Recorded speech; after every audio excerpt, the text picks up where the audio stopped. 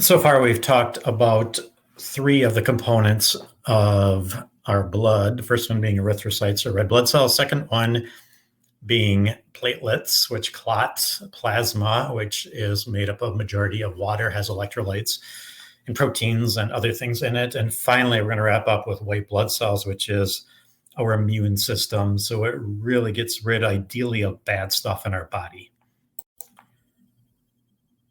This is a little graphic showing the different types of cells in our body. You can see, in particularly with size, the erythrocytes, which are the red blood cells, round, biconcave, carry the oxygen. And then you can see the white blood cells are bigger. Neutrophils, basophils, we're going to talk about these. Eosinophils, lymphocyte, monocyte, and finally you can see platelets, which are teeny, tiny little creatures. So of all the blood cells, the white blood cells are actually the largest. So looking back at stem cells, of course, stem cells start everything. We have something called multi-potential hematopoietic cells, and breaking that down, hema means blood, and of course there's red and white blood cells in here, along with thrombocytes. What we talked about with thrombocytes, of course, megakaryote cells actually make those thrombocytes. If we look at the common myeloid progenitor, it also makes the red blood cells. And then we're going to focus a little bit more on the white blood cells. So basophils, neutrophils, eosinophils, monocytes, as I talked about, along with some other type of cells, lymphocytes, in this little talk. Leukocytes are the white blood cells. Leuko means white, and of course cytes means cells. And we're going to wrap up this talk with something called leukemia, which is an abnormality in white blood cells, but we'll get to that later. The function is to protect us against infection. How does it do that? We get any bacteria, virus, fungus, little protozoans, protists, whatever the case may be inside of us. What happens is they fight it off. They use a process called phagocytosis. Oftentimes, phagocytosis is kind of like if you've ever studied an amoeba, where an amoeba surrounds its food and engulfs it. So phagocytosis is when it surrounds a bacterial or dead cell in the body and destroys it. And again, think about this too, that anything not functioning in our body, even if it's not foreign, of course, is going to be destroyed. They produce proteins that are antibodies. You've heard of antibodies before. In the world of COVID, of course, big news is that once you've had COVID, people want your plasma antibodies that are in there to help fight it off if they get sick. Anyway, they destroy or disable foreign particles. We'll talk about that in a little bit too. And they can actually use chemicals to destroy pathogens or infected cells too. First thing that's going to happen is if a cell is infected, what they do is they release something called cytokines and interleukins. Those are chemicals released by cells to activate white blood cells. It's kind of like the 911 call where they say, hey, something's going on. For example, like a virus is trying to destroy me.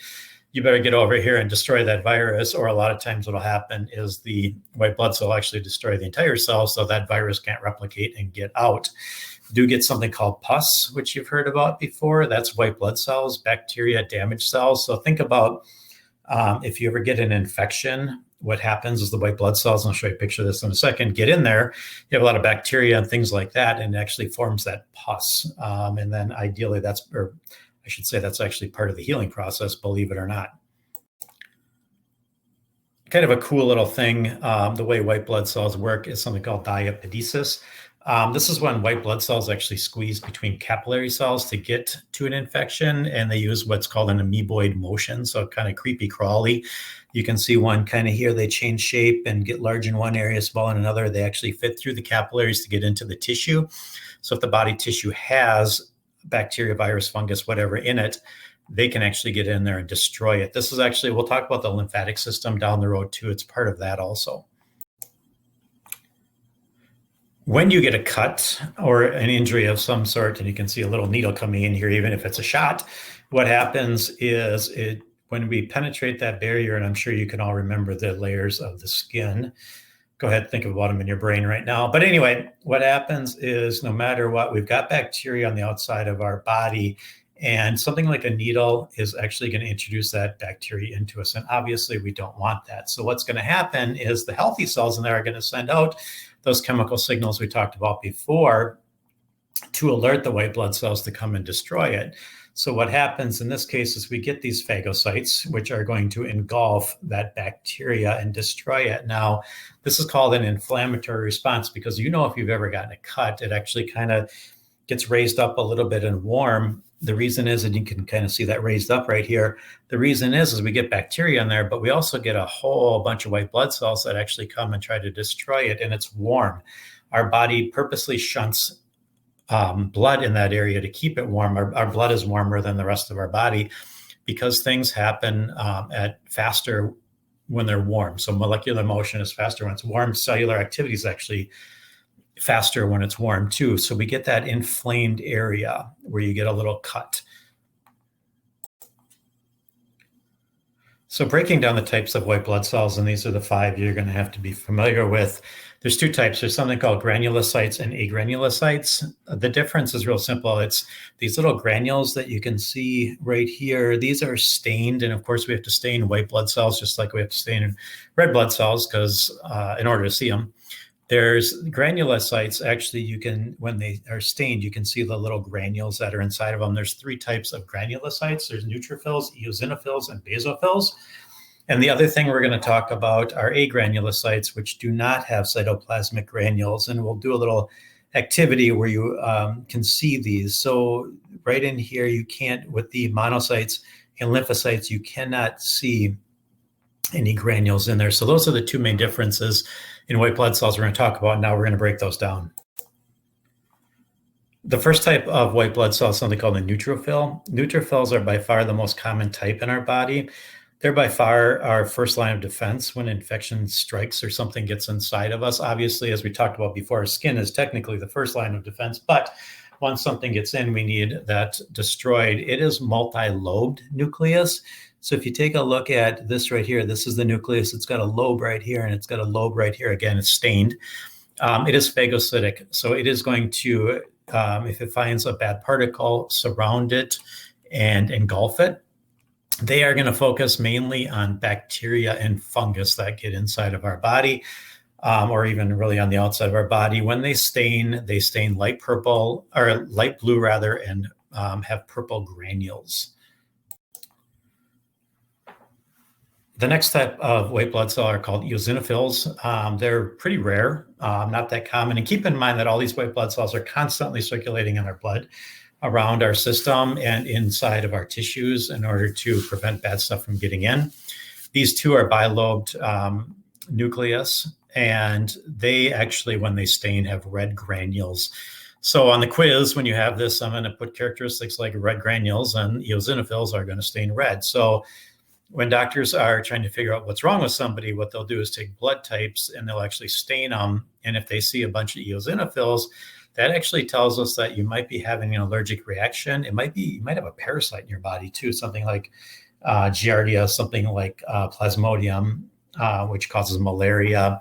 And it could be cancerous cells too. So they can narrow it down a little bit by what type of white blood cells are in your body, what might be wrong with you.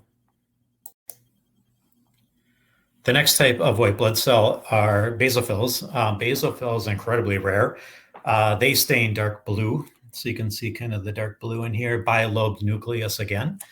This is associated with allergic reactions. What they do is they produce histamines, which are markers of allergic disease, and heparin. What you're probably most familiar with is something called antihistamines. So when you have allergies, so in the springtime, like in March, we get pollen blowing in from pine trees all the way out in California. You might get real stuffy, or in the summertime when we get ragweed or something like that. What happens when you get something foreign like that that causes allergic reactions is these basophils are produced and they release histamines. That's a marker that something's going on in our body. We're having an allergic response. So what happens is, like, your nose and your sinus cavities and everything gets swollen up and it hurts and it's not very pleasant. So you take antihistamines to actually destroy these, and then the swelling in your face and everything goes down. I actually get sick. Actually, I'm really allergic to cats. So cats actually cause this allergic reaction in me. I start tearing up and things, which is another response because what happens is that's trying to get rid of the allergens that are in my eye. But basophils associate with that allergic reaction. Monocytes know as the largest leukocyte or white blood cell. There's no granules, so agranulate. It's horseshoe-shaped nucleus. Think about kind of, if you're a football fan, it's kind of like the Indianapolis Colts. Phagocytic, again, they break down bacteria. They activate other lymphocytes for specific immune response. The next type of white blood cell are called lymphocytes, by far, are very abundant, not the most, but they're very abundant. No granules, so agranulocyte. You can actually see in here the nucleus actually takes up pretty much the entire size of the cell. So once again, doctors, researchers looking at what might be in you, when they stain these, if you had a lot of these, what they do is they actually produce two types of cells. They can produce either B or T types of cells. B cells actually make antibodies in our cells. So I'll probably get into this when we talk immune system a little bit more. But when you get, let's say you get a COVID vaccine, what happens is with the COVID vaccine, they're putting a deadened part, possibly, I'm not exactly sure how they're going to do it, but a part of the virus in you that can't reproduce. But what happens is our body recognizes it, our lymphocytes recognize it. They make these things called antibodies. So if you are exposed ever to the real COVID virus, what it'll do is it'll actually grab hold of the virus or the cells that host the virus, and then other types of white blood cells will come along and destroy it. You probably got MMR shots, measles, mumps, and rubella, probably got chickenpox shots, things like that. That actually is an artificial way to make antibodies. Our body can make its own antibodies, or we can get them from outside sources. It also can produce T cells, which are chemically kill infected cells. So these are types of cells that go around, particularly cells that may host a virus. So a virus, of course, gets inside of a cell and uses the cell's nutrients in order to make more copies of itself. And these T cells will actually destroy those cells. That's one reason why if you get a cold, what happens, the cold is a virus. So that virus gets inside of our cells and our body actually kills those cells, which is why we're kind of weak, because we don't have proper cell count. That's why you probably just stay in bed and sleep for a little bit and not come to school. Just a little picture here of different types of cells. You can see them inside here, how they're stained, the lobes, things like that, the big nucleus, absolutely huge compared to the red blood cells. Unfortunately, sometimes things go wrong with our white blood cells. One example, of course, is leukemia, which is a cancer of the white blood cell. If we get too many white blood cells, they crowd out our red blood cells. So what happens is we don't have control of white blood cells being made, and our body makes too many of them. So what happens is, to treat leukemia, they actually use radiation to wipe out all of your white blood cells, which makes you very prone to getting sick, which is why people have to be in the hospital in a contained unit where there isn't any bacteria, virus, fungus, anything like that they're going to get. So this is when they do bone marrow transplants. And what they do is, into a healthy donor, take bone marrow, I think it's out of the hip, and then put it into the new person. And they can actually use stem cell research on this, or techniques on this now too. Two types of leukemia. There's acute leukemia, which is when symptoms appear suddenly. Death can occur within weeks or months if not treated. If you ever see the word acute versus chronic, acute is quick. For example, if you go to the emergency room, that's acute care. You go to the emergency doctor, they take care of you quickly. They figure out what's wrong. If you can go home right away, if you go to the hospital, wherever the case may be. Chronic is long-term. Like somebody has long-term back pain, for example, that's chronic. So chronic leukemia, very slow progression, can remain undetected for years or months. Remission is possible with chemotherapy, so it's a little bit easier to treat. So just a little slide to wrap things up, and unfortunately not on a positive note, but leukemia and blood cells, You can see normal blood cells. We have a lot of red blood cells. They outnumber the white blood cells. Everything's happy. Everybody's good. And then the second one, B right here, is when we have blood cells from a person with granulocytic leukemia. They have granulocytes that are stained. You can kind of see them like right in here, for example. Kind of hard to see with this, but not too bad. It's a type of myeloid leukemia. You can see the number of leukocytes. So look at this picture right here. That's very abnormal. A lot of red blood cells here, little white blood cells. In here, it's almost a 50-50 split, not quite, but way too many. There's lymphoid leukemia, no tumors. Get circulating cells throughout your body. And there's actually something called lymphoma, which is really dangerous. This is when tumors form in the lymph nodes. You can see this little puppy right here. Unfortunately, there's a tumor right here. You've got lymph nodes throughout your body, like in your shoulders and your neck, things like that. You can see the dog where it's actually right there. And ideally, they'd probably remove that before it spreads.